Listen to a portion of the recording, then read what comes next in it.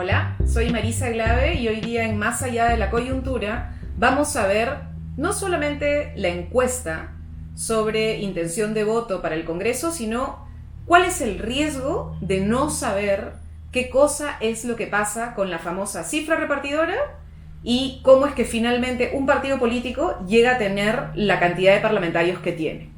¿Por qué se los digo? Acabamos de cerrar el Congreso. Obviamente ni tú ni yo formalmente, lo cerró el presidente, pero hubo una especie de protesta ciudadana, una especie de sentido común, de movilización también, que le exigía al presidente tomar una decisión así porque el Parlamento no daba más, porque resulta que estábamos en una situación de tensión, de obstrucción, porque habíamos tenido un resultado bizarro. Por primera vez en la historia del país, un solo partido político tenía 73 parlamentarios. Sí.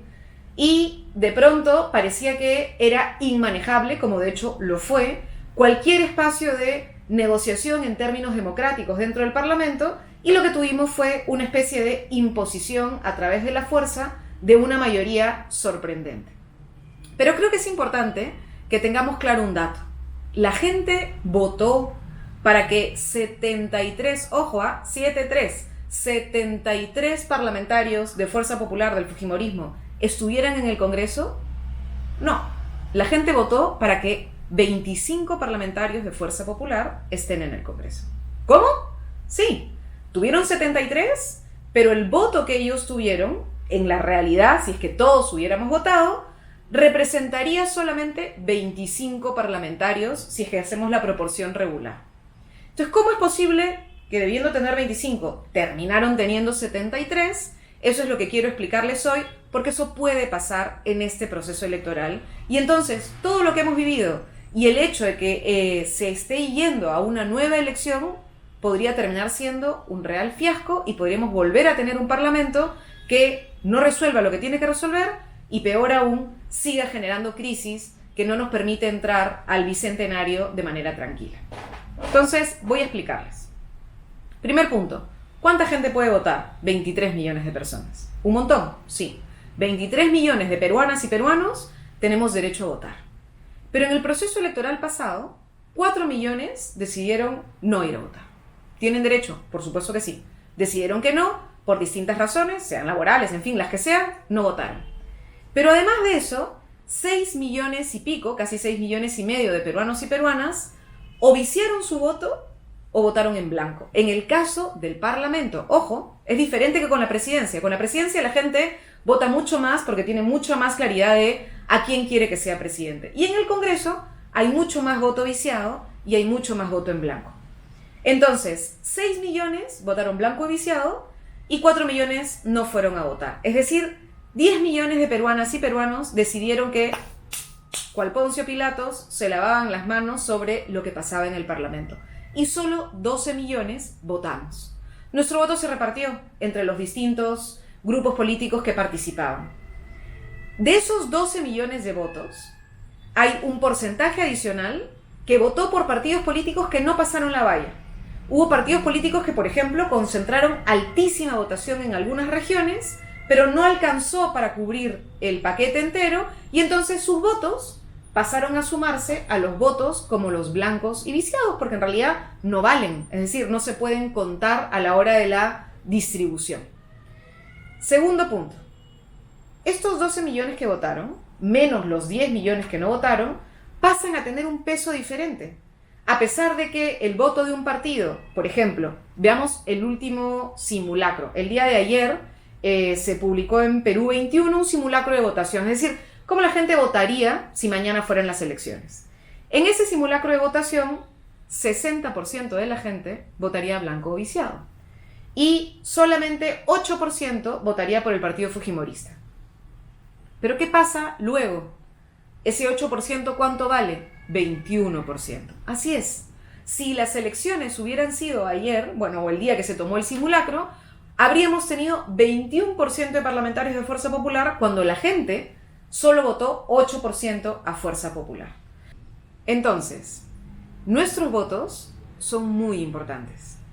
Porque si no votamos, si votamos mal, si es que resulta que el partido por el que nosotros queríamos votar no pasa la valla, todo esto se vuelve algo así como el bono, ¿no es cierto? El bono que se reparte a fin de año, y ese bono se reparte proporcionalmente entre los partidos que sí pasaron la valla electoral y por el porcentaje que han ido sacando en la lista.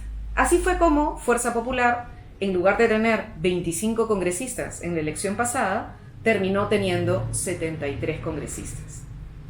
Esto empeora en el caso de las circunscripciones más chiquitas. Ahí vamos al segundo punto. A veces se complica un poco, pero hay que hacer un esfuerzo por entender. En el país, cada uno de los departamentos, salvo Lima, en el que tenemos 3 circunscripciones, Callao, Lima Metropolitana y Lima Provincias, cada circunscripción tiene entre 4 y 5 posibles parlamentarios. Hay algunas muy chiquititas que tienen solo 1, otras tienen 2, hay algunas medianas que tienen 7 y Lima que tiene 36. Estos se reparten proporcionalmente a cuánto hayan logrado sacar.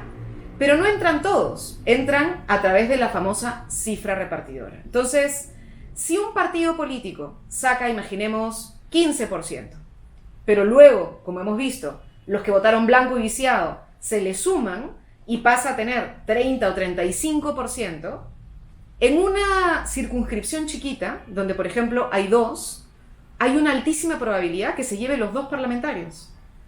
O peor, en una circunscripción donde hay 5, puede que se lleve 3 parlamentarios y que luego los otros partidos se lleven uno y uno cada uno. Entonces al final lo que terminamos teniendo es que los que están arriba con un porcentaje muy chiquito, gracias a este mecanismo de la cifra repartidora y a que nos repartimos la torta de los que no votan y de los que votan viciado, los que votan en blanco, terminan creciendo enormemente y terminan teniendo una representación aún mayor. Este Parlamento y estas elecciones yo sé que no entusiasman, y la verdad es que uno ve ahorita, sale a la calle y pareciera que no estamos en medio de un proceso electoral, simplemente estamos llegando a fin de año y la gente está en Navidad y está en otra. Pero este Parlamento tiene que tomar decisiones fundamentales. Uno, tiene que elegir a los miembros del Tribunal Constitucional.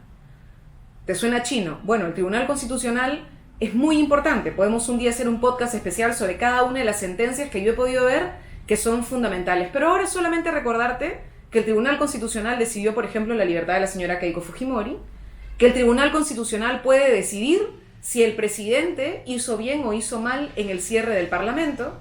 El Tribunal Constitucional decide si Telefónica paga los impuestos que debe o no. Ah, sí.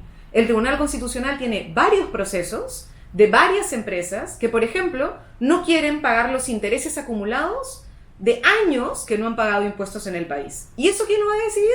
El Tribunal Constitucional. El Tribunal Constitucional decidió si las mujeres podíamos tomar o no la píldora del día siguiente de manera gratuita en los establecimientos de salud. El Tribunal Constitucional decide sobre derechos laborales. Entonces, este Congreso va a tener casi como su tarea fundamental elegir quiénes van a ser esas 6 personas en los próximos 5 años. ¿No es importante? Es súper importante.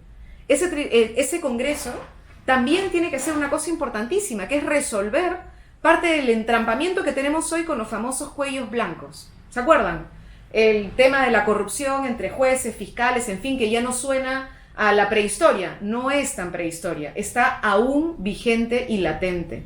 ¿Por qué? Bueno, hace poco hemos oído al señor Camacho decir que la señora K es la señora Keiko Fujimori, ¿no es cierto? ¿Y con quién quería reunirse? Con el señor Inostroza Pariachi. El señor Inostroza, que sigue fugado y que estamos haciendo un proceso de extradición, va a ser traído por pocos delitos. ¿Sabes por qué? Porque el Congreso no quiso ver otros delitos que el señor cometió. Y porque el Congreso no quiso resolver correctamente lo del señor Chávarri, hace poco han archivado sus denuncias. ¿Esto se podría resolver en el Congreso que viene? Sí, porque la Subcomisión de Acusaciones Constitucionales podría revisar los delitos por los cuales han sido finalmente acusados o intento de investigación de algunos de estos funcionarios o abrir nuevos. Pero si tenemos un mal Congreso o un Congreso donde quienes en el proceso pasado obstruyeron todo deciden tener muchos más porque nosotros no vamos a votar o porque votamos mal, entonces este Congreso que viene repetirá la historia y no podrá resolver nada. Entonces pensemos un poquito, sepamos que es también nuestra responsabilidad y que tenemos que hacernos cargo de lo que se viene en este año y medio. Y ya para cerrar, contarles que está la nueva edición de Ni amnésicos ni irracionales de Alberto Vergara, otra vez en librerías. Este libro es un libro que se escribió sobre las elecciones del 2006 y fue un libro en el que él intenta decirle a algunos periodistas y a algunos opinadores que no podemos hablar de un electorado, ni podemos hablar de la irracionalidad del voto, sino que tenemos que saber que atrás de las decisiones tuyas, mías y de cualquier persona que va a un proceso electoral, hay temas de fondo. Normalmente creemos que son solo temas económicos o que son solamente temas sobre la democracia, y en este libro, que es muy interesante, Alberto plantea que también hay que ponernos a pensar cuán integrados estamos en el proyecto de Estado Nacional o no, y sobre eso, cuánto peso hay en esta integración en nuestra decisión de votar. La verdad es que yo lo leí hace poco y siento que vale la pena revisarlo y nos va a ayudar un montón a entender cómo han ido moviéndose las elecciones en nuestro país. Nos vemos la próxima semana.